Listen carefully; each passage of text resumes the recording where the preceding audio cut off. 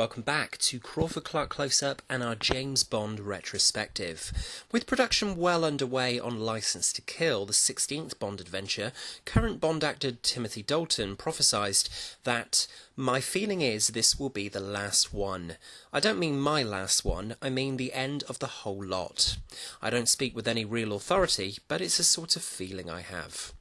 Had Dalton put the nail in the coffin ahead of what would become the longest hiatus to date between release of Bond films? With the lukewarm audience figures for Bond's 16th adventure and the poor marketing for the film in a densely populated summer 1989 box office, was Bond becoming a relic of the past? A script for the as-yet untitled Bond 17 was in development, dealing with artificial intelligence and taking place in Scotland, Japan and Hong Kong, but was quickly scrapped. Variety magazine were reporting that in the early 1990s, Cubby Broccoli had put Danjaq, the company which held the rights to the Fleming stories, up for sale, and was handing over the producer reins at Eon to stepson Michael Wilson, who had become a key figure throughout the late 1970s and 1980s in the Bond series, and his daughter Barbara Broccoli, who had come on to the series as an associate producer during the mid-1980s. Cubby was suffering from ill health and naturally wanted to ensure that the company was in reliable hands. After legal complications at MGM were ironed out, cliffhanger screenwriter Michael France is drafted in to update the screenplay for Bond 17. The script was delivered on March the 11th, 1994, but a new blow was to hit production. Having waited 5 years for a new film to hit production, current Bond incumbent Timothy Dalton announces on April the 12th, 1994, that he's leaving the franchise. Contrary to popular opinion that Dalton was let go by Eon for the decline in box office at the tail end of the 1980s, Dalton in fact chose to part company on amicable terms. "This has been one of the hardest decisions of my life, but it has been 6 years since the last Bond film, and if I committed to the new one, it would be another 2 years of my life, what with filming and promotion. I think the time is right for me to say goodbye to it all." The man who had been in the running to become Bond before Dalton was Pierce Brosnan back in 1986. Following Brosnan's loss of the role of Bond to Dalton, the actor suffered another tragedy as his wife Cassandra Harris, Countess Liesl from the Moore-helmed For Your Eyes Only, was diagnosed with terminal ovarian cancer in 1987. Brosnan would ultimately put his career on hold until after her death in December 1991. So for Brosnan, it was with trepidation that he returned to the Bond limelights. Brosnan remembered, "The moment Timothy jumped ship, I thought, no, it won't happen a second time." Lo and behold, on June the 8th, 1994, 2 months shy of Dalton stepping down from the coveted role, Brosnan is introduced as the new James Bond at a London press conference, relayed live on US television. Fans would learn here that the new movie would be called GoldenEye, inspired by the name of Fleming's Jamaican residence. New Zealand-born director Martin Campbell is also signed to helm the film in summer 1994. With John McClane, Rambo and so many other action heroes permeating the genre, many felt that Bond had had his day. GoldenEye would be a chance for Eon to prove that Bond more than deserved his comeback in the 90s. As Lee Pfeiffer and Dave Worrell note in their indispensable Essential James Bond, not only was Brosnan's career on the line as a leading man, but the financial stability of an entire studio rested on his ability to establish himself as a relevant action hero for the 1990s. No pressure then. With Pinewood Studios taken over in the fall of 1994 by production on the Sean Connery starring First Night, an abandoned Rolls-Royce factory in Leavesden is converted by longtime production designer Peter Lamont for GoldenEye. Incredibly, construction is completed on the conversion in 6 weeks. 18 weeks are set aside for production, a luxury for director Campbell, who'd only been afforded 12 weeks on his previous film, but, of course, this is Bond. On August 12, 1994, producers Michael Wilson and Barbara Broccoli held a script meeting at United Artists. Minutes noted that Natalia was one of the strongest Bond women that anyone could remember, and Trevelyan's scarred face would appeal because audiences seemed to respond well to a villain that's physically disfigured. Filming was scheduled to begin in August 1994 for a summer 95 release. Then, according to press reports at the time, True Lies, Arnold Schwarzenegger's 1994 film, came along and contained enough action sequence similarities to the current GoldenEye script that Eon was forced to back off its August 1994 start date, rewrite the storyline and push production back to commence January 1995. Said screenwriter Michael France, "The trouble with my draft was that there was too much action, wall-to-wall action. Every 10 minutes you had a $20 million sequence. So there were a number of polishes to the script in the following months up to the end of 1994, with Bruce Fierstein coming in to make the most significant updates." Brosnan was initially scheduled to report for pre-production work on December 12, 1994 at Leavesden, but firstly he had to go minor surgery for a back problem. On December 12th he also severed the flexor tendon on his right little finger in an accident at home. The start of production was delayed to allow healing time for Brosnan. Principal photography began on GoldenEye on January 16, 1995, on Leavesden's A stage. The first scene to be shot was set inside the Seven-Eye control room, which introduces Isabella Scorupco and Alan Cumming as Russian computer programmers. Famke Janssen joined the cast the next day. Within days of production commencing, January 21st, 1995, saw Pierce Brosnan take centre stage to introduce the remainder of the top-billed cast at a press junket for the film. Brosnan was already adamant that he'd be bringing his own interpretation to the 30-year-old protagonist. When asked by a member of the press what he'd ask Sean Connery about the character, he confidently responded, "I wouldn't ask him a damn thing. Why should I?" Determined that this film would bring Bond back to his biggest fans, bigger and bolder than ever, the filmmakers updated the signature gun barrel opening to add an immersive 3D shine, and Brosnan's confident pose with the gun leads us nicely into an explosive opening sequence with an extraordinary 640-foot dive off the Lago di Vigorno Dam in Switzerland, with stunt performer Wayne Michaels doubling for Brosnan's 007. The stunt was in the can on March 11th, 1995. Michaels recalled his biggest concern was director Martin Campbell yelling at him were he not to remove the gun at the end of the dive in time. Bond is about to infiltrate a chemical weapons facility in Russia, and his entrance, knocking out a worker in the facility in a toilet cubicle before sneaking around the facility undetected by the guards, is another belter of a Bond introduction. Brosnan is introduced to the action immediately, and this marks the first time in the series that Bond works alongside and converses with another 00 agent, Sean Bean's Alec Trevelyan 006. When they're thwarted on their mission by General Arkady Grigorovich Orumov, the stakes are ramped up as Bond witnesses his colleague shot to death, and he has to make his escape from the facility, leading to a skydive stunt to catch up with a falling plane, which, whilst ludicrous, is pure James Bond. The finished sequence used digital compositing to perfect the stunt footage, and 7 bikes in total were ridden off the edge for the sequence. With the facility blowing up and Bond managing to fly away, the film proper begins. The one frustration, particularly for fans of Dalton's contribution to the series, such as myself, is that we learn after the title sequence that this pre-titles is actually set 9 years before the events of the remainder of the film, making it set in 1986, which some have argued is a way for the filmmakers in the 1990s to suggest that Dalton's version of Bond has been forgotten, and that Brosnan was the natural successor to Roger Moore. It's probably purely coincidence, but it makes you wonder.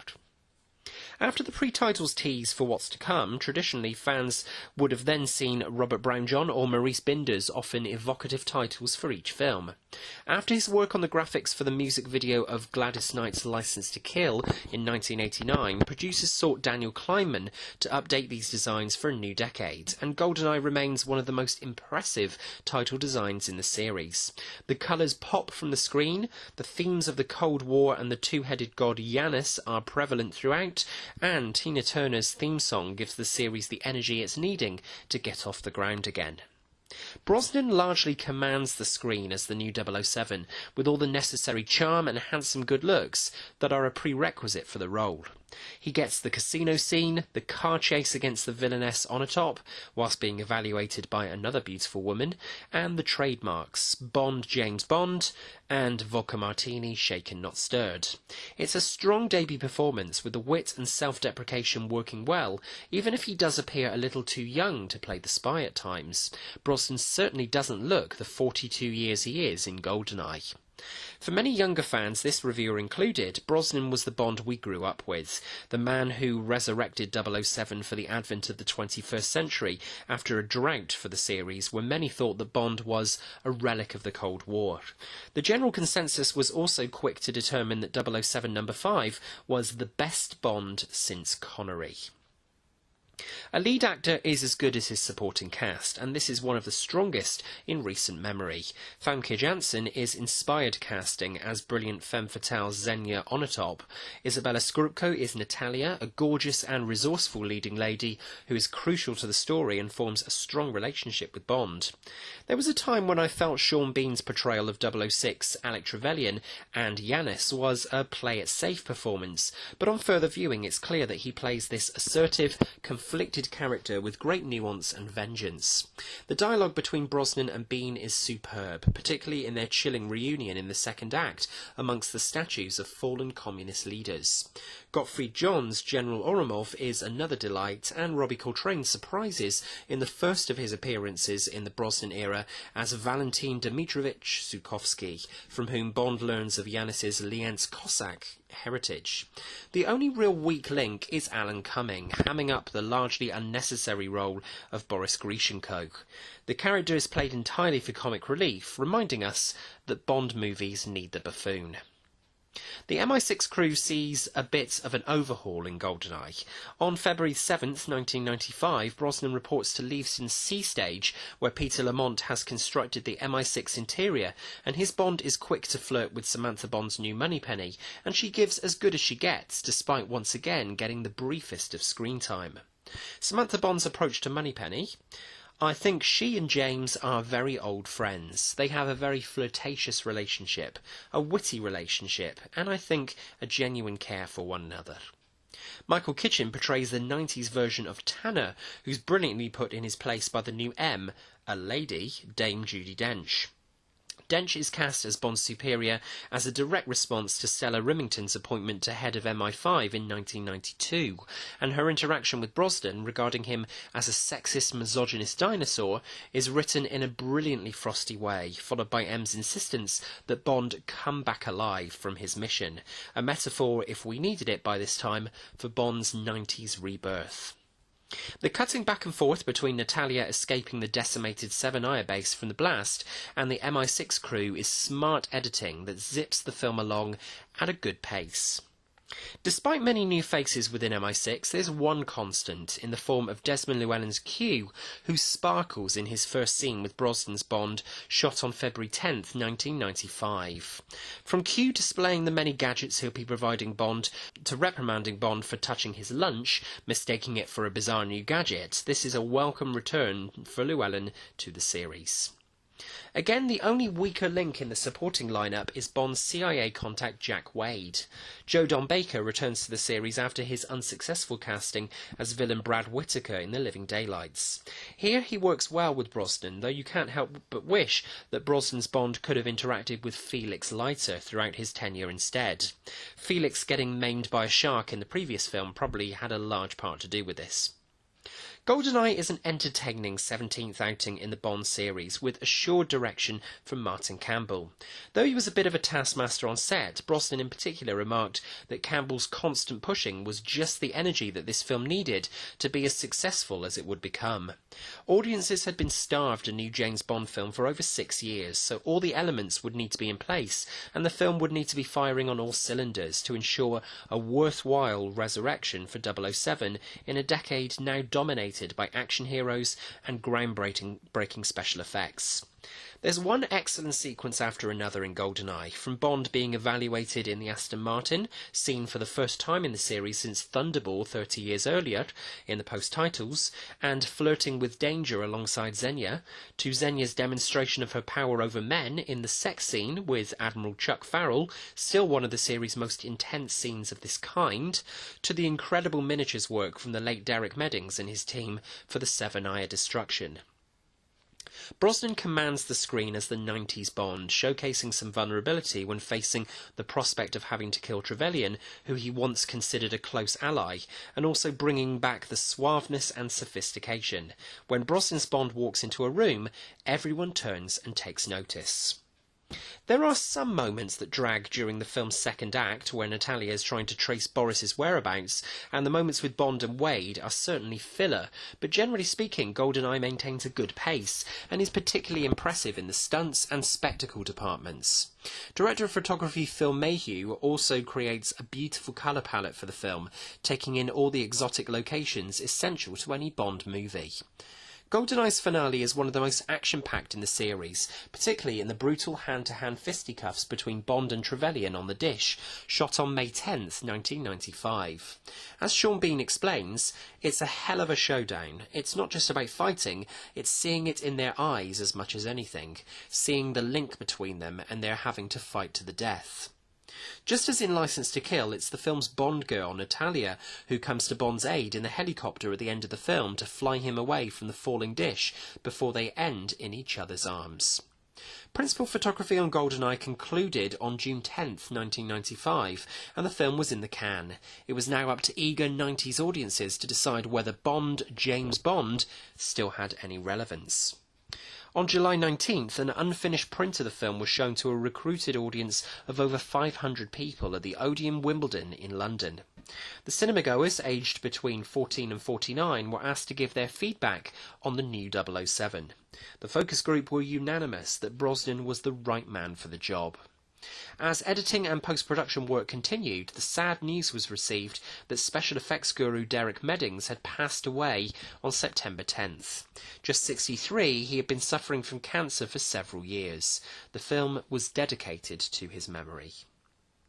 GoldenEye got its premiere in November 1995, and any fears that Bond wouldn't survive the 90s box office went out the window when the film took over $350 million worldwide, making it the fourth highest grossing film of 1995 and the most successful Bond film, inflation adjusted, since the Bond mania days of Thunderball.